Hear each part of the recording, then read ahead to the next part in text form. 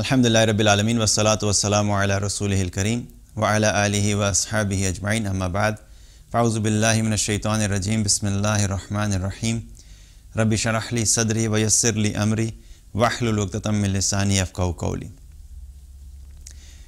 جب بھی ہم مختلف احادیث کا مطالعہ کرتے ہیں تو کچھ احادیث ایسی ہوتی ہیں کہ جن کو پڑھنے کے بعد انسان کا ایمان بہت زیادہ تازہ ہو جاتا ہے، اور ایسی احادیث ہوتی ہیں جن کے اندر انسان کو آخرت کی رغبت ہوتی ہے، کچھ ایسی احادیث ہوتی ہیں، کچھ ایسی احادیث ہوتی ہیں کہ جن میں انسان کو دنیا کے اندر اچھی زندگی گزارنے کے کچھ اصول جب نظر آتے ہیں تو اس سے بھی ہمیں ایک دنیاوی اعتبار سے بھی فائدہ نظر آتا ہے، اور آبویسلی ہمارے دین میں جہاں پہ بھی اللہ سبحانہ تعالیٰ نے جب دنیا کے فائدے کی بات کی تو اس کے ساتھ ساتھ آخرت کا فائدہ بھی ہوتا ہے۔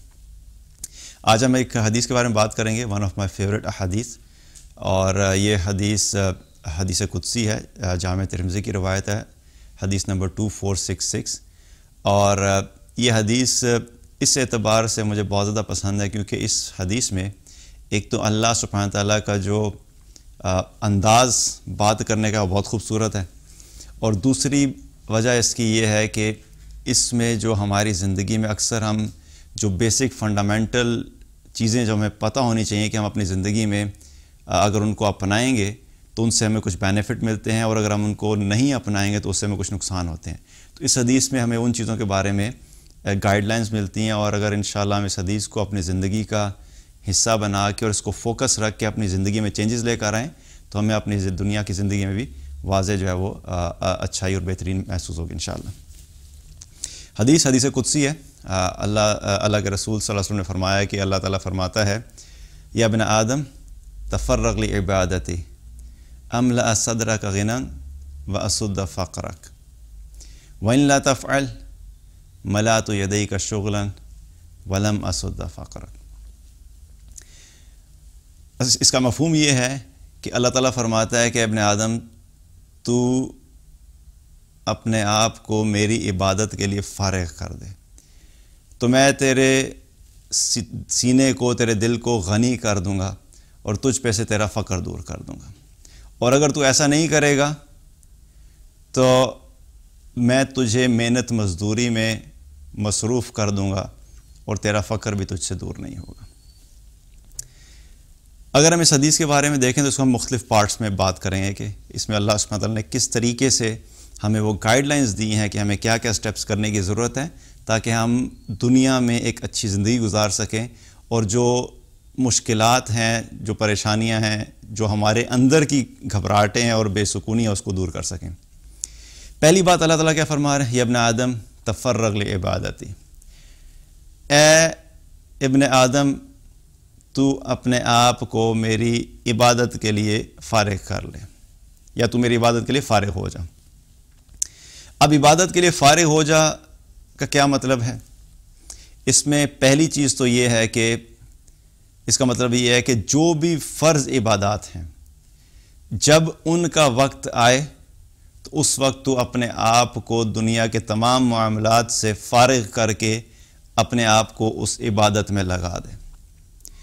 مثال کے طور پہ آپ جاب کرتے ہیں، آپ بزنس میں مصروف ہیں، آپ اپنے گھر کے اندر مصروف ہیں، آپ اپنے دوستوں کے اندر مصروف ہیں، کوئی بھی آپ کام کر رہے ہیں، لیکن جو ہی حی علی الصلاح حی علی الفلاح کی صدا آئے، اب تم نے کیا کرنا ہے کہ اب تم اپنی جاب کو چھوڑو گے، نماز کی تیاری کرو گے، نماز کی طرف چلو گے۔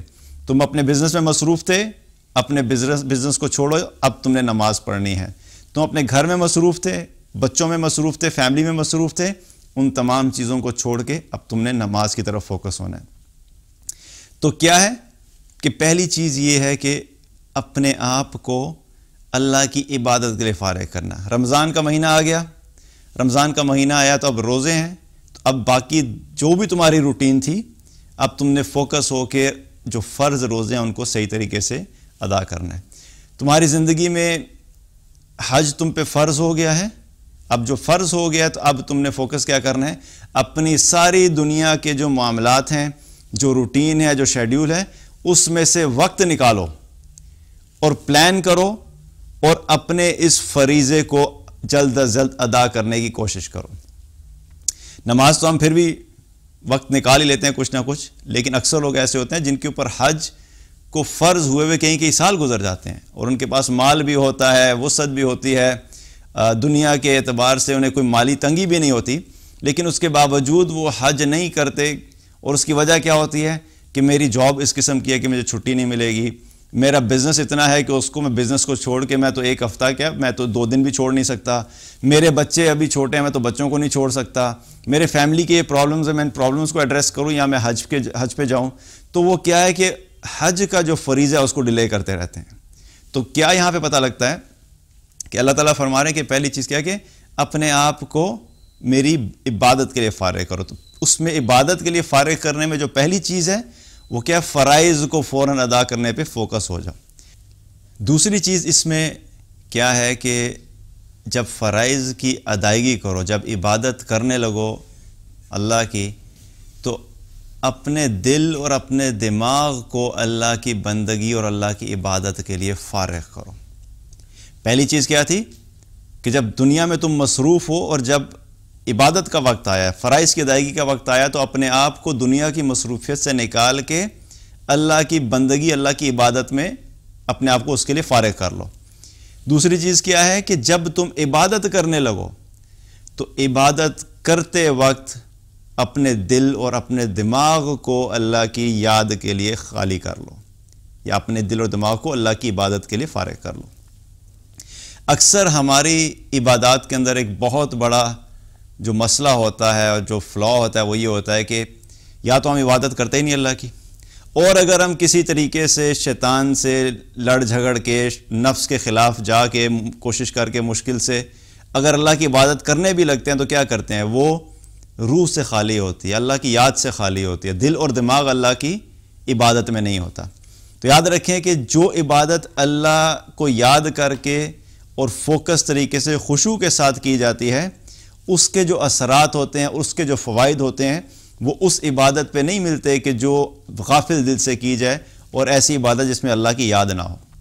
عبادت تو دونوں ہو جائیں گی۔ نماز کی اگزامپل لیں ہم، تو نماز کے بارے میں اللہ تعالیٰ نے کیا فرمایا، اقیم الصلاۃ، نماز قائم کرو۔ اب کوئی شخص یہ کہ جی کہ میں 5 دفعہ دن میں نماز پڑھتا ہوں، تو وہ یہ حکم کے اعتبار سے اس کی ادائیگی تو ہوگی کہ بھئی 5 وقت کی نماز جو ہے وہ ایک شخص ادا کرتا ہے۔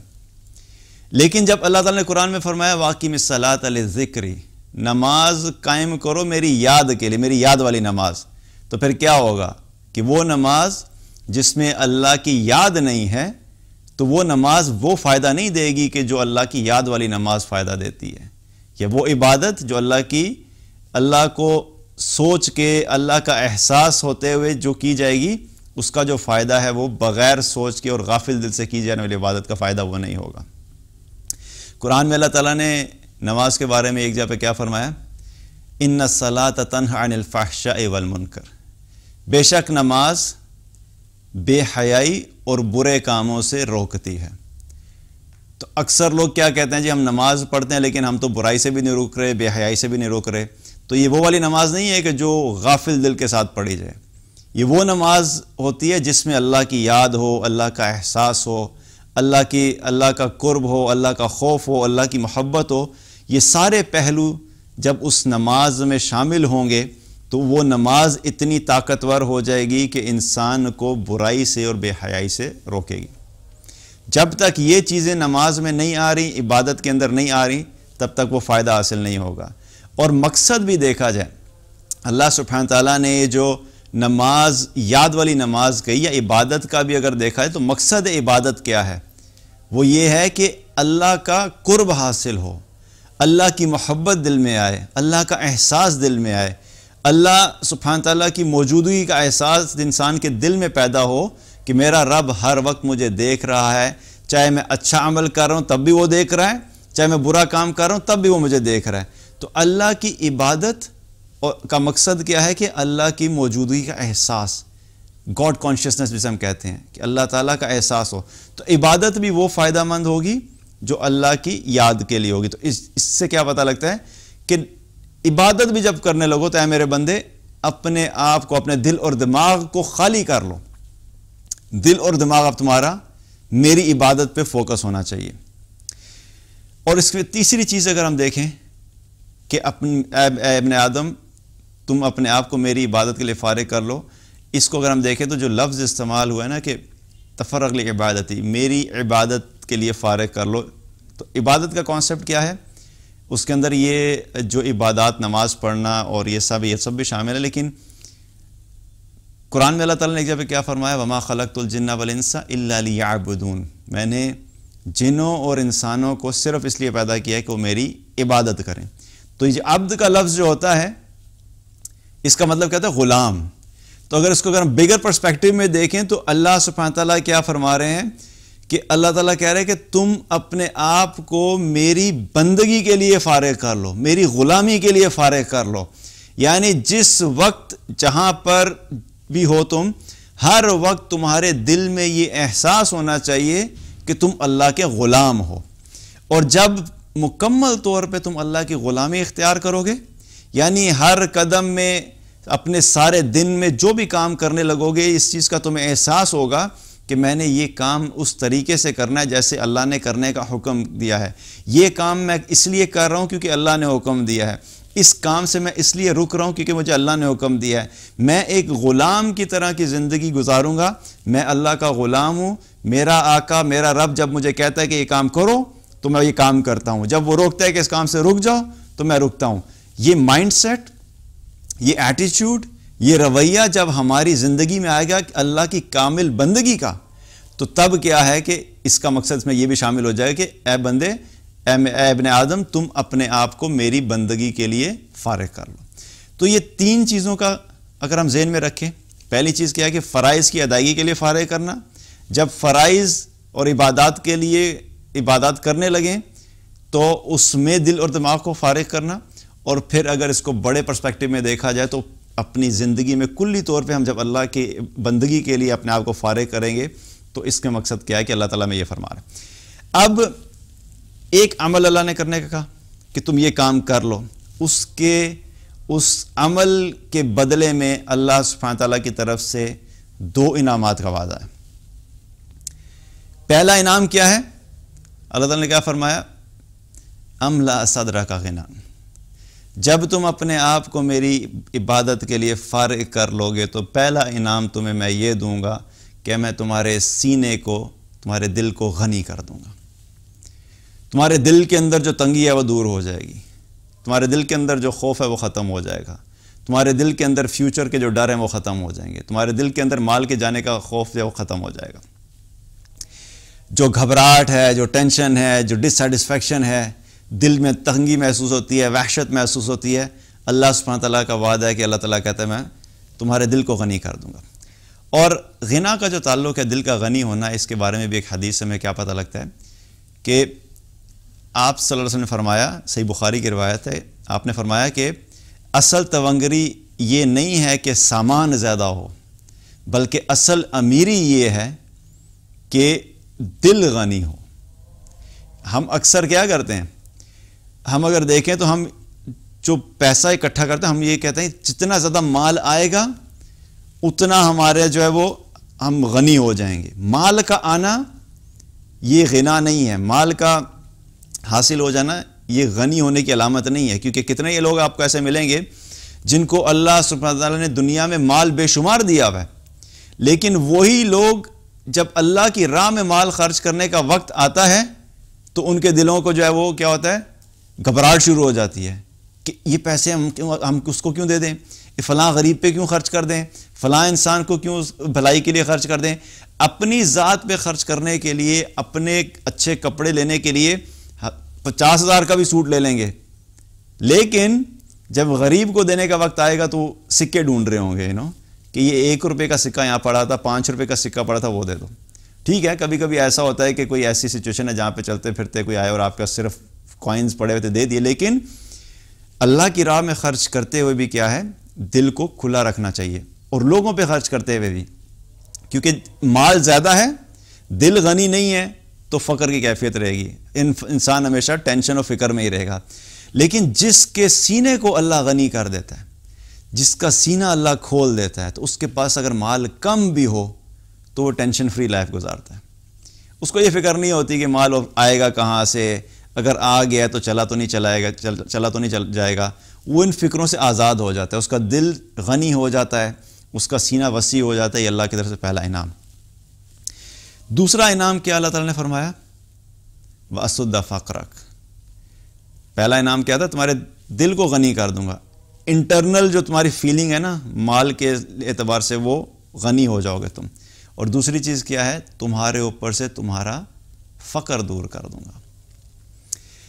فقر کیا ہے؟ کہ انسان کے اوپر ایسی کیفیت ہونا کہ کہیں میں غریب نہ ہو جاؤں، کہیں میرا مال چلا گیا تو میرے ساتھ کیا ہوگا۔ اور یہ فقر جو ہے یہ شیطان کے افیکٹو ویپنز میں سے ایک زبردست قسم کا ویپن ہے۔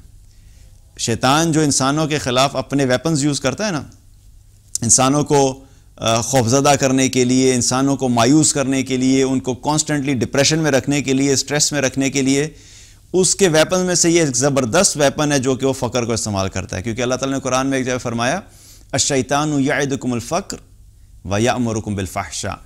شیطان جو ہے وہ تم سے فقر کا وعدہ کرتا ہے، یعنی تمہیں فقر سے ڈراتا رہتا ہے، اور کیا کرتا ہے؟ اور بے حیائی کا حکم دیتا ہے۔ دو ویپنز کا ذکر کیا۔ تو پہلا ویپن کیا ہے اس کا؟ کہ وہ فقر سے ڈراتا رہتا ہے۔ تمہارے پاس مال اگر کم ہو گیا کیا ہوگا؟ سیونگ کرو اور سیونگ کرو اور سیونگ کرو، کیونکہ اگر تمہاری نوکری چلی گئی تو تم خرچہ کہاں سے کرو گے؟ بچوں کی فیس کہاں سے پے ہوگی؟ بچوں کے گھر کے بلز کہاں سے پے ہوں گے؟ اور کئی لوگ تو اتنی لمبی پلاننگ کر رہے ہوتے ہیں کہ بچہ ابھی دنیا میں آیا نہیں تو اس کی یونیورسٹی کی ٹینشن شروع ہوگی، اگر یہ پیدا ہو گیا تو اس کی یونیورسٹی کا کیا بنے گا؟ سبحان اللہ، ابھی تو دنیا میں ہی نہیں آیا، ابھی تمہیں اس کی فکر ہونی چاہیے کہ آنے کے بعد کے جو مراحل ہیں ان کو کیا کرنا ہے، آگے کی فکر۔ پتہ نہیں یونیورسٹی جائے گا بھی کہ نہیں جائے گا۔ اللہ نے اگر اس کے نصیب میں لکھا ہوا، کیونکہ جو انسان بھی دنیا میں آتا ہے حدیث میں کیا پتہ لگتا ہے کہ اس کی عمر اور اس کا رزق دنیا میں آنے سے پہلے لکھ دیا جاتا ہے۔ جب وہ ماں کے پیٹ میں ہوتا ہے اسی وقت اللہ تعالیٰ لکھ دیتا ہے۔ اب جو آنے والے کے نصیب میں جتنا رزق لکھا ہوا ہے اتنا اس کو مل کے رہے گا، چاہے آپ اس کے لیے اکٹھا کریں یا نہ اکٹھا کریں۔ اور جو اس کے نصیب میں نہیں لکھا ہوا، آپ ساری دنیا کو بھی اکٹھا کر لیں اور آپ اس کو وہ دینے کی کوشش کریں، آپ اس کو نہیں دے سکتے۔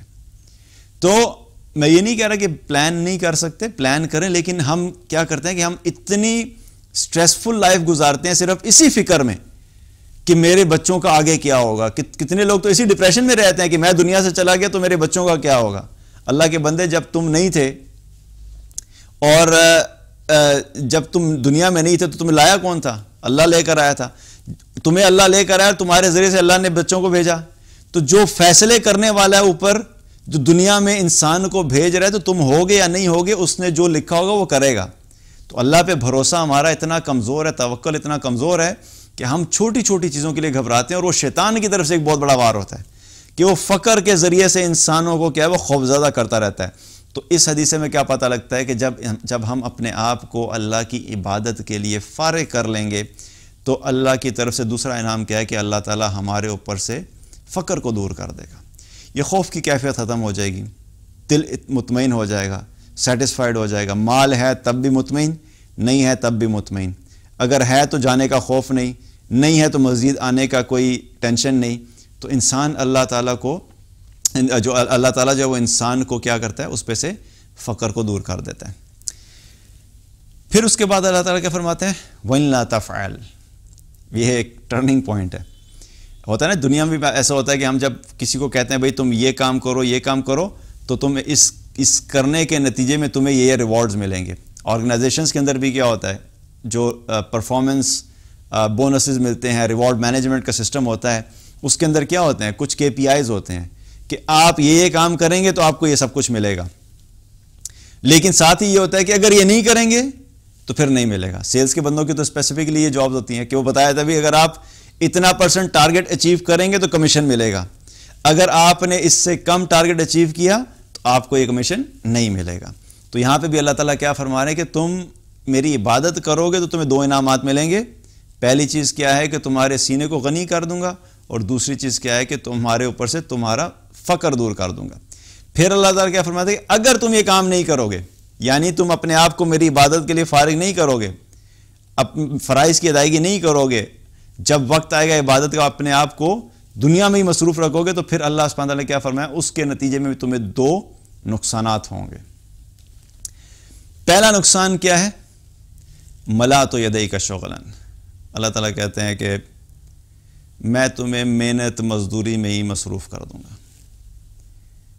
تم یہ سمجھتے تھے کہ مال کے آنے کی وجہ سے تمہیں خوشی ملے گی، مال کے آنے کی وجہ سے تمہیں سیٹسفیکشن ملے گی، مال کے آنے کی وجہ سے تمہارا فقر دور ہو جائے گا، مال کے آنے کی وجہ سے تمہیں عزت ملے گی، مال کے آنے کی وجہ سے تمہارے اندر جو وہ خوف ہے، فیوچر کا جو ڈر ہے وہ ختم ہو جائے گا۔ نہیں، ایسا نہیں ہے۔ تم نے اللہ کو چھوڑ دیا، اللہ کی عبادت کو چھوڑ دیا، اللہ کی اطاعت کو چھوڑ دیا، اور تم نے اللہ پہ توکل کرنے کے بجائے اپنے مال پہ بھروسہ کیا، اپنی محنت پہ بھروسہ کیا، اپنے ورکنگ آورز پہ بھروسہ کیا کہ میں پہلے 8 گھنٹے کام کرتا تھا تو اتنے ڈالرز ملتے تھے، اتنے پاؤنڈز ملتے تھے، اب میں 10 گھنٹے کام کروں گا تو میرے ڈالرز اور پاؤنڈز بڑھ جائیں گے۔ تم نے اللہ پہ بھروسہ کرنے کے بجائے اپنے مال پہ بھروسہ کیا، تو اللہ تعالیٰ کیا کہتا ہے کہ پھر ایسے بندے کے لیے کیا ہے کہ اب میں تجھے محنت اور مزدوری میں ہی کھپا دوں گا۔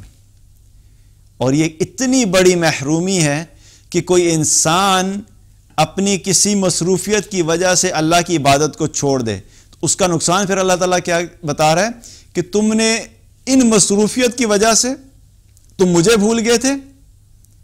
جو شخص اپنی مصروفیات کی وجہ سے اللہ کو بھول جاتا ہے، پھر اللہ اس کو بھول جاتا ہے، اور نہ صرف اللہ اس کو بھول جاتا ہے بلکہ اللہ سبحانہ تعالیٰ اس کو انہی راستوں کے ذریعے سے دکھاتا ہے کہ جن میں تم سیٹسفیکشن حاصل کرنے کی کوشش کر رہے تھے، انہی میں اللہ تعالیٰ ڈسسیٹسفیکشن ڈال دیتا ہے۔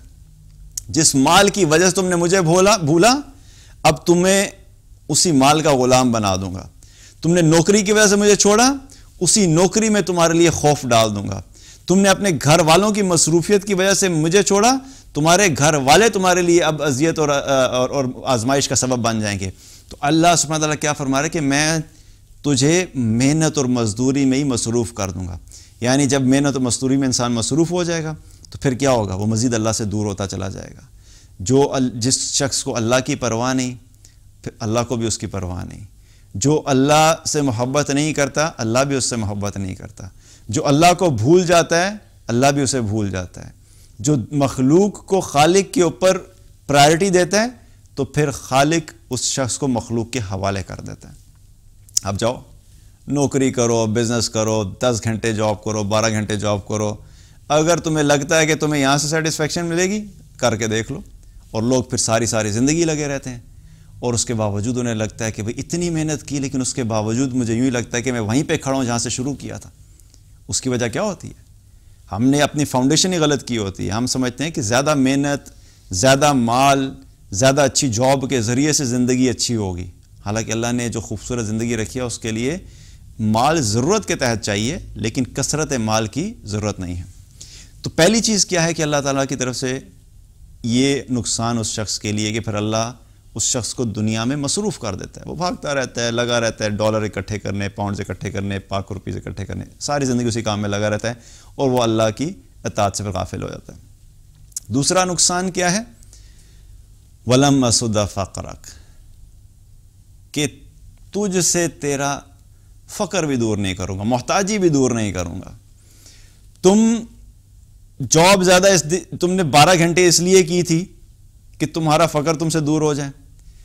تم نے اللہ کو اس لیے چھوڑا تھا، نماز اس لیے چھوڑی تھی کہ میرے پاس ٹائم نہیں ہے۔ تو جس وجہ سے تم نے اللہ کو چھوڑا تھا کہ مال کے آنے کی وجہ سے فقر دور ہو جائے گا، اللہ تعالیٰ کہتا ہے نہیں، تمہارا فقر بھی تم پہ اس طرح رہے گا۔ تم 10 گھنٹے جاب کرو، 12 گھنٹے جاب کرو، تم پہ سے تمہارا فقر دور ہونے والا نہیں۔ تمہارے بینک بیلنس جتنے مرضی ہو جائیں، پراپرٹی جتنی مرضی بن جائیں، لیکن تم پھر بھی اسی کیفیت میں رہو گے کہ کہیں میں فقیر نہ ہو جاؤں۔ اور آج بھی میں ایسے لوگوں کو جانتا ہوں جن کے پاس مال کی کمی نہیں ہے، مال ہے، بینک بیلنس بھی ہے، پلاٹس بھی ہیں، لیکن آپ ان سے بات کریں تو وہ ایسے خوف زدہ ہوں گے کہ جیسے ان کے پاس دن کا وقت ہے تو رات کا کھانا کھانے کے لیے نہیں۔ ان کی کیفیت ایسی ہوتی ہے۔ تو انسان ان سے پوچھے کہ بھئی کیا ہو گیا؟ حالات بڑے خراب ہیں جی، بزنس ٹھیک نہیں چل رہا، جاب ٹھیک نہیں چل رہی۔ تو بندہ پوچھتا ہے کہ بھئی کیا مطلب کھانے پینے کا مسئلہ؟ نہیں، کھانے پینے کا مسئلہ نہیں ہے، یہ جو لیوش لائف سٹائل ہے نا، یہ نہ چلا جائے۔ خوف کیا ہوتا ہے؟ ہمارا جو ایک بیسک پرابلم یہ بھی ہوتا ہے، ہمیں اپنی لائف میں یہ ٹینشن نہیں ہوتی کہ ہمارے پاس سے جو بیسک نیسیسٹیز آف لائف ہیں وہ چلی جائیں گی، وہ اللہ سبحانہ تعالیٰ ہر ایک کی پوری کرا دیتا ہے۔ خوف اس چیز کا ہوتا ہے کہ میری جاب اگر چلے گی تو مرسیڈیز نہیں رہے گی میرے پاس، بزنس اچھا نہیں چلا تو میں ولا کو چھوڑ کے 2 بیڈروم اپارٹمنٹ میں آ جاؤں گا، اگر میری نوکری چلی گئی تو میرے بچے انٹرنیشنل اسکول کو چھوڑ کے ان کو ایک لوکل اسکول میں پڑھنا پڑے گا۔ یہ خوف ہوتے ہیں جس میں انسان اپنی زندگی گزار رہا ہوتا ہے، اور جو انسان اللہ کو چھوڑ دیتا ہے تو پھر یہ خوف اس کے اوپر سے، مال چاہے جتنا مرضی آ جائے، اس کے آنے کے باوجود بھی یہ خوف اس کے اوپر سے نہیں جاتا۔ تو اصل چیز کیا پتہ لگتی ہے اس چیز سے کہ انسان کی جو اچھی سیٹسفائیڈ لائف ہے، جو خوشحالی والی زندگی ہے، اس کا تعلق مال سے نہیں ہے، اس کا تعلق یہ ہے کہ انسان اپنے آپ کو اللہ کی عبادت میں لگائے، اللہ کی اطاعت میں لگائے، اور اس اطاعت کے ساتھ ساتھ اپنی جاب بھی کرے، اپنا بزنس بھی کرے، اپنے جو بھی سورس آف انکم ہے ان کو بھی اپنائے، ان کو کرنا ہے، ان کو چھوڑنے کی بات نہیں ہو رہی یہاں پہ۔ بات یہ ہو رہی ہے پرائرٹیز کو ٹھیک کرنے کی، اپنی پرائرٹیز کو ٹھیک کر لو۔ جہاں پہ اللہ کی عبادت کا وقت ہے وہاں پہ اللہ کی عبادت کرنی ہے، جہاں پہ حلال اور حرام کا فیصلہ کرنا ہے وہاں پہ صرف حلال کی طرف جانا ہے۔ تو یہ اپنی پرائرٹیز اگر ہم ٹھیک کر لیں تو اس کے ساتھ ساتھ اگر ہم جاب بھی کریں گے، بزنس کریں گے، گھر، اپنی فیملی لائف جو بھی ہوگی، اس میں اللہ سبحانہ تعالیٰ جو ہے وہ سیٹسفیکشن دے گا۔ اللہ سبحانہ تعالیٰ جو ہے پھر ایسے لوگوں کے لیے کیا ہے، ان کے دل کو غنی کر دے گا، ان کے لیے کیا ہوگا کہ ان کو اللہ سبحانہ تعالیٰ ان کے اوپر سے ان کے فقر کو دور کر دے گا، اور یہ اللہ کی طرف سے انعامات ہیں۔ اور اگر ہم ایسا کام نہیں کریں گے، اللہ کی عبادت اور اللہ کی اطاعت کے لیے اپنے آپ کو فارغ نہیں کریں گے، تو پھر کیا ہوگا؟ پھر ایسے لوگوں کو اللہ سبحانہ تعالیٰ کیا فرماتا ہے کہ ان کے اوپر سے ان کا، اللہ تعالیٰ کیا فرماتا ہے کہ ان کو میں مصروف کر دوں گا اور ان کے اوپر سے فقر کو دور بھی نہیں کروں گا۔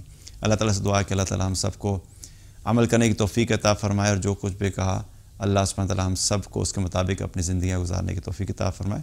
بارک اللہ علیہ ولکم۔ السلام علیکم ورحمۃ اللہ وبرکاتہ۔